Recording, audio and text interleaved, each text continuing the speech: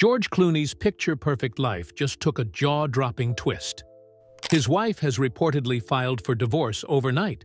And the reason? It's left fans speechless. Was it a hidden affair? Or something deeper that shattered this Hollywood dream? Join us as we dig into Clooney's secretive personal life and reveal what really happened to spark this shocking breakup. But before we proceed, let's dive into the early life and career of George Clooney. Early life. George Clooney was born on May 6, 1961, in Lexington, Kentucky. His mother, Nina Bruce, was a city councilwoman and a former beauty queen, while his father, Nick Clooney, spent 5 years as a television anchor, including hosting for AMC. Clooney's heritage includes English, German, and Irish roots. Interestingly, he shares a distant family link with President Abraham Lincoln, as Mary Ann Sparrow, Lincoln's half-sister, was Clooney's maternal fourth great-grandmother, making him and Lincoln half-first cousins 5 times removed. George has one older sister, Adelia, often called Ada. His family also includes some notable names in the entertainment world. His aunt, Rosemary Clooney, was a renowned actress and cabaret singer, and his cousins, actors Miguel and Rafael Ferrer, as well as singer Gabrielle Ferrer, who is married to Debbie Boone, add to the family's artistic legacy. Although raised in a devoted Roman Catholic family, by 1998, Clooney expressed uncertainty about his faith, questioning his belief in heaven or even in God. He recalled, "We were Catholic, big time, the whole family." Clooney began his education at Blessed Sacrament School in Fort Mitchell, Kentucky. Over the years, his schooling took him to several places, including St. Michael's in Worthington, Ohio, Western Row Elementary in Mason, Ohio, and later, St. Susanna School, where he served as an altar boy. When he was in 7th grade, the family moved back to Kentucky. In middle school, Clooney was diagnosed with Bell's palsy, a condition that temporarily paralyzes part of the face. Fortunately, it resolved within a year. Reflecting on it during an interview with Larry King, he said, "It goes away. Takes about 9 months, but it clears up. It was tough dealing with half my face paralyzed in my first year of high school," Clooney once shared about his experience with Bell's palsy. Reflecting on it, he admitted that the condition pushed him to develop a sense of humor about himself, which he believes has been invaluable in handling fame. "You have to be able to laugh at yourself," he noted, viewing it as essential preparation for the spotlight. When Clooney's family moved to Augusta, Kentucky, he attended Augusta High School, where he was active in sports like basketball and baseball. He was a good student, reportedly earning mostly A's and 1 B. In 1977, he even tried out for the Cincinnati Reds, but his baseball dreams were short-lived when he didn't make it past the first round of cuts. After high school, Clooney pursued broadcast journalism at Northern Kentucky University from 1979 to 1981, and briefly attended the University of Cincinnati, though he didn't finish his studies. To support himself, he took on various jobs, including construction work, stocking shelves, selling insurance door-to-door, and even cutting tobacco. But how did these early experiences shape his path to stardom? And what led to the pivotal moments in his personal life, including his eventual divorce? Stay tuned as we delve deeper into George Clooney's journey, Clooney's career and big break. In 1978, George Clooney first appeared on screen as a background extra in Centennial, a miniseries partly filmed in his hometown of Augusta, Kentucky. A few years later, in 1984, he landed his first real role in the short-lived CBS sitcom ER, unrelated to the popular ER medical drama that would later make him famous. Clooney's career began with guest spots, like playing an investigator on The Golden Girls and a handyman on The Facts of Life. He then joined Roseanne, playing Roseanne Barr's boss, Booker Brooks, which got him noticed. Other roles followed, like a construction worker on Baby Talk, a detective on Bodies of Evidence, and another detective role on Sisters for one season. In 1988, he took on a lead role in the quirky comedy horror Return of the Killer Tomatoes. And in 1990, he appeared in the police drama Sunset Beat.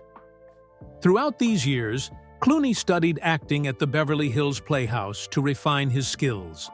Then, in 1994, he became widely recognized as Dr. Doug Ross on ER, where he worked alongside actors like Anthony Edwards and Juliana Margulies. This role skyrocketed him to fame, and he stayed until 1999, briefly returning for guest appearances in later seasons. His work as Dr. Ross earned him Emmy nominations in 1995 and 1996, and several Golden Globe nominations. Although he didn't win, ER set the stage for his future in film, where Clooney would soon become a leading figure in Hollywood. George Clooney's first major Hollywood role came in Robert Rodriguez's horror comedy From Dusk Till Dawn, where he starred alongside Harvey Keitel. After the movie's success, Clooney appeared in The Peacemaker, an action thriller with Nicole Kidman, and the romantic comedy One Fine Day with Michelle Pfeiffer. Then came Batman and Robin, directed by Joel Schumacher. The movie didn't do well at the box office, and Clooney himself called it a waste of money. In 1998, he starred with Jennifer Lopez in Out of Sight, a crime comedy that marked his first of many collaborations with director Steven Soderbergh. Toward the end of his ER contract, Clooney also starred in Three Kings. After leaving ER, his career took off. In 2000, he starred in the disaster thriller The Perfect Storm, which was a box office hit. That same year, Clooney took on the lead role in the Coen brothers' film Oh Brother, Where Art Thou? The movie, also featuring John Turturro, Tim Blake Nelson, and John Goodman, was inspired by Homer's The Odyssey and set in rural Mississippi during the Great Depression. In Oh Brother, Where Art Thou?, George Clooney played Ulysses Everett McGill, a convict on the run. His performance earned him a Golden Globe nomination for Best Actor in a Musical or Comedy. Variety's Todd McCarthy noted Clooney's charm, comparing his delivery to that of Clark Gable, and praising his playful take on Everett's character. The following year, Clooney teamed up with Steven Soderbergh again for Ocean's 11, a remake of the classic Rat Pack film. Clooney took on the role of Danny Ocean, originally played by Frank Sinatra. Joining him were Andy Garcia, Matt Damon, Brad Pitt, and Julia Roberts. The movie was a huge hit, solidifying Clooney as a leading star. With a worldwide box office total of $451 million, Ocean's 11 became Clooney's highest-grossing film and led to two sequels, Ocean's 12, 2004, and Ocean's 13, 2007. In 2001, Clooney and Soderbergh co-founded Section 8 Productions, with Grant Heslov as president of television. Clooney and Soderbergh reunited in 2002 for Solaris, a sci-fi drama based on Andrei Tarkovsky's classic film. Roger Ebert praised Clooney's commitment to taking on unexpected roles, noting his choice to move beyond his sexiest man alive image with thoughtful projects. That same year, Clooney made his directorial debut with Confessions of a Dangerous Mind, based on Chuck Barris's memoir. The film premiered to positive reviews at the Cannes Film Festival, though it didn't perform well at the box office. Critics still saw potential in Clooney's directing.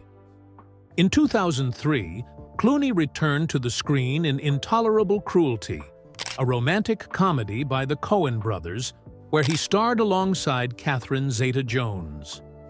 Elvis Mitchell of the New York Times praised Clooney's fit for the role, noting that he brought a perfect classic style to the character. So, what lies ahead for George Clooney?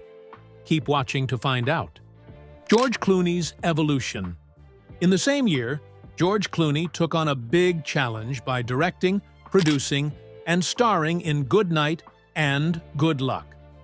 The film dives into the story of 1950s journalist Edward R. Murrow, who took on Senator Joseph McCarthy. Then, in 2005, Clooney starred in Syriana, inspired by real-life CIA agent Robert Baer's memoirs about his work in the Middle East. Unfortunately, Clooney suffered a serious injury on set, leading to a painful brain injury that took time to heal. At the 2006 Oscars, Clooney's hard work paid off.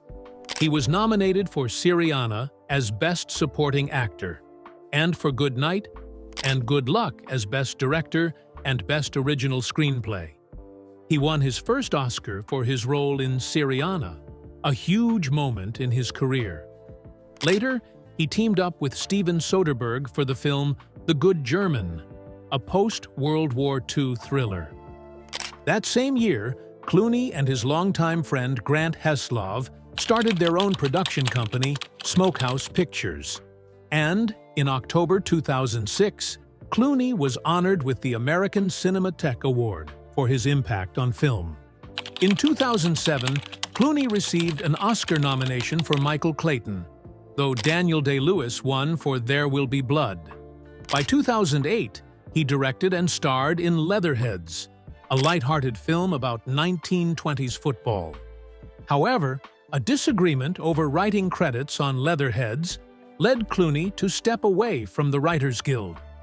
Clooney believed he deserved a credit for writing most of the scenes, adding some tension around the film. After losing an arbitration vote by a slim margin, George Clooney made the decision to leave the Writers Guild of America. As a financial core status non-member, he could no longer vote, run for office, or attend meetings. In 2009, Clooney returned to the big screen with a variety of roles. He starred with Ewan McGregor, Jeff Bridges, and Kevin Spacey in the war comedy The Men Who Stare at Goats, directed by Grant Heslov. The film premiered at the Venice International Film Festival to positive reviews. Around the same time, he lent his voice to Wes Anderson's animated film Fantastic Mr. Fox, where he starred alongside Meryl Streep, who voiced Mrs. Fox. Later in 2009, Clooney took the lead role in Up in the Air, a comedy drama directed by Jason Reitman. It initially premiered in limited theaters before a full release on December 25th.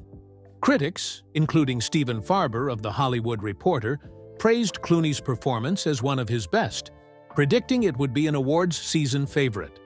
He went on to earn nominations for a Golden Globe, SAG Award, BAFTA, and an Academy Award for his role. In 2010, Clooney starred in The American, a dark thriller based on the novel A Very Private Gentleman by Martin Booth.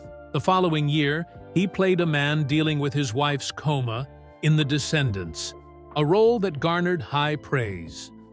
Clooney won the Golden Globe for Best Actor in a Drama, as well as the Broadcast Film Critics Association Award. His performance also earned him nominations for Best Actor from BAFTA, the Academy Awards, and the Screen Actors Guild. For the political drama The Ides of March, George Clooney received an Academy Award nomination for Best Adapted Screenplay. Soon after, his production work on Argo earned him the Oscar for Best Picture, along with a BAFTA and a Golden Globe in 2013. The same year, he starred alongside Sandra Bullock in the intense space thriller Gravity, directed by Alfonso Cuarón. Also in 2013, Clooney teamed up with Michael Meldman and Randa Gerber to launch Casamigos Tequila. The business took off, and in 2017, they sold it to Diageo for $700 million, with the possibility of an additional $300 million based on future sales. Thanks to this massive deal, Clooney topped Forbes' list as the highest-paid actor in the world for the 2017 to 2018 season, earning an impressive $239 million. Now, let's explore George Clooney's complex love life and uncover the untold stories within. Personal life of George Clooney. In the early 1980s, George Clooney met actress Talia Balsam, sparking a romance that many thought would stand the test of time. It was 1984, and both were on the rise in Hollywood, carving out their own paths. They first connected while working together in a local play, and quickly hit it off.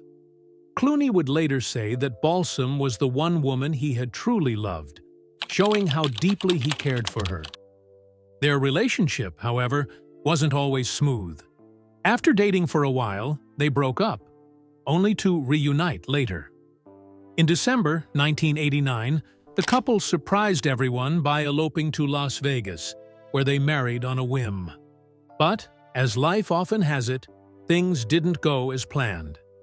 Just 3 years later, in 1992, they decided to go their separate ways, finalizing their divorce in 1993. Clooney would later look back on this period with a sense of regret. The divorce process had its challenges, especially the legal aspects.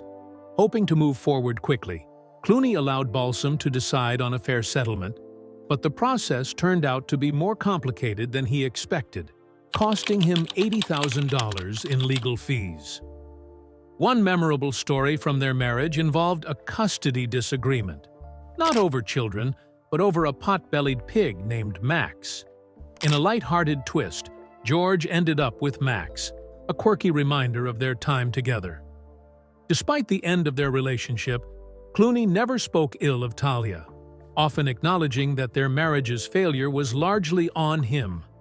So, what exactly went wrong in their marriage? Stay tuned to learn more.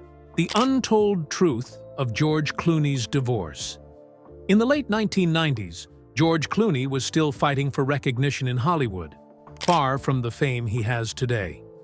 He starred in quirky films like The Return of the Killer Tomatoes, a movie about, you guessed it, killer tomatoes, not exactly a blockbuster. But Clooney had big ambitions and was determined to succeed. He wanted to make a name for himself and step out of his father, Nick Clooney's, shadow. Nick had tried to break into Hollywood, but didn't succeed, which fueled George's drive. Meanwhile, Talia Balsam came from a Hollywood family. Her mother was actress Joyce Van Patten, and her father, Martin Balsam, was a respected actor. Talia grew up with connections in the entertainment world, so she didn't have to fight for her place in Hollywood like George. This difference in backgrounds shaped their relationship from the start. While George was constantly hustling to boost his career, Talia preferred a more traditional, settled life. George was often out networking and chasing roles, while Talia was more content to stay home. This lifestyle difference quickly led to tension.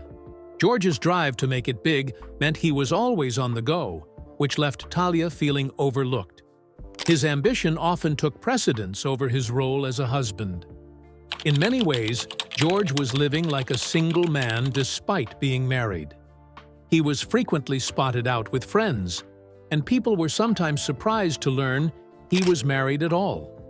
His actions didn't align with that of a committed husband, leading to rumors that he was selfish and inattentive. George later admitted he wasn't cut out for marriage, feeling that being tied down just wasn't for him. As his career took off, so did the attention he received from other women, putting even more strain on his marriage to Talia. After less than 2 years, they decided to go their separate ways, realizing their lives and priorities were simply too different. George felt unprepared for a lifelong commitment, while Talia recognized that their relationship wasn't working. After the divorce, George famously swore off marriage, deciding it wasn't for him. He spent the following years dating without the intention of settling down. Over time, though, George's perspective began to shift, with a growing focus on giving back and making a positive impact. Meanwhile, Talia reflected on their marriage as a mistake, though she couldn't deny George's undeniable charm, often with a bit of sarcasm. George's father, Nick Clooney, has spoken about how much his son has grown since those days, saying George is nearly unrecognizable from the young man who first married Talia. Looking back, Clooney's marriage to Balsam was a valuable learning experience during a time when he was still building his Hollywood career, with its pressures affecting his personal life. Though their marriage didn't last, it had moments of genuine love and connection. Both George and Talia have since moved on, with new chapters in their lives, but their brief time together remains a meaningful part of their past. So, what does Talia have to say about it all? Stay tuned to find out. Talia Balsam voices out. Talia Balsam, known for her role in Divorce, has no lingering bitterness toward her ex-husband, George Clooney. When asked if her character's difficult split on the show mirrored her real-life divorce from Clooney, she clarified, "If you're comparing George to Thomas Hayden Church's character, not at all. George is charming and always will be. I've even worked with him." Talia is now happily married to actor John Slattery, with whom she has a son, Harry.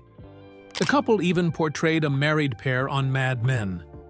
Though her marriage to Clooney didn't work out, both have found happiness in new chapters. Clooney's reluctance to remarry wasn't solely tied to his experience with Talia. It was also influenced by his feelings about fatherhood. Friends, including Nicole Kidman and Michelle Pfeiffer, bet that he would have kids by 40, but Clooney was steadfast in saying he wasn't ready to take on that responsibility.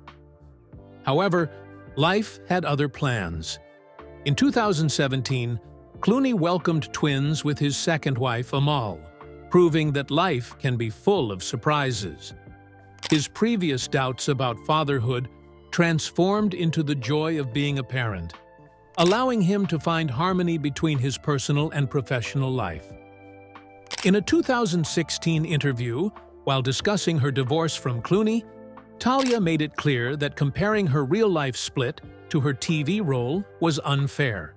She described Clooney as charming and noted that they had moved on without any hard feelings, even working together post-divorce. In an interview with Barbara Walters, Clooney once famously declared he'd never marry again, admitting he wasn't the best husband. He took responsibility for the end of his marriage to Talia, acknowledging that he hadn't given her a fair chance. Clooney once admitted that his career always seemed to come first, leaving him unprepared for the commitment marriage requires. Known as one of Hollywood's most eligible bachelors, Clooney had high-profile relationships with women like Celine Bertrand, Lisa Snowden, Krista Allen, Sarah Larson, Elisabetta Canales, and Stacy Keibler. Yet he showed little interest in settling down.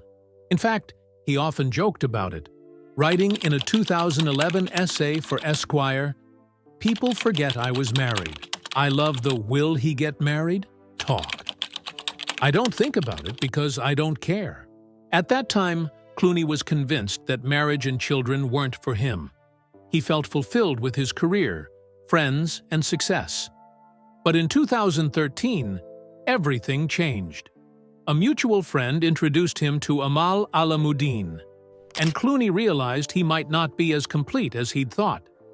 In a 2020 interview with GQ, he confessed, "I was like, I'm never getting married, I'm not going to have kids, and I didn't know how incomplete it was until I met Amal."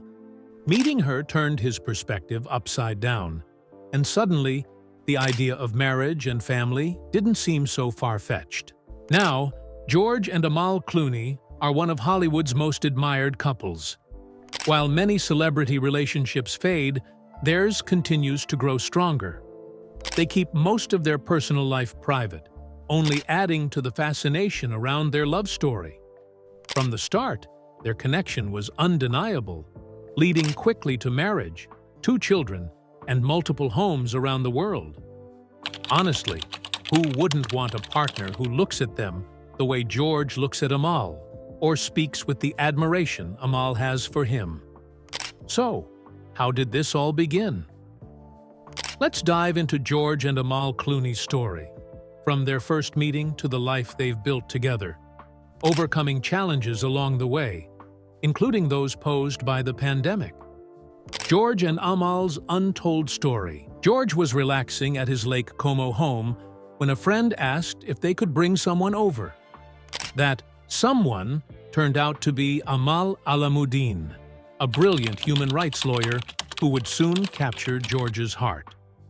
In a 2015 interview on The Late Show with David Letterman, George shared that he didn't even have to leave his house to meet the woman who would become his wife. George's agent had a strong feeling about this meeting, telling him, "I met this woman who's coming to your house, and you're going to marry her." George laughed it off, not taking it too seriously.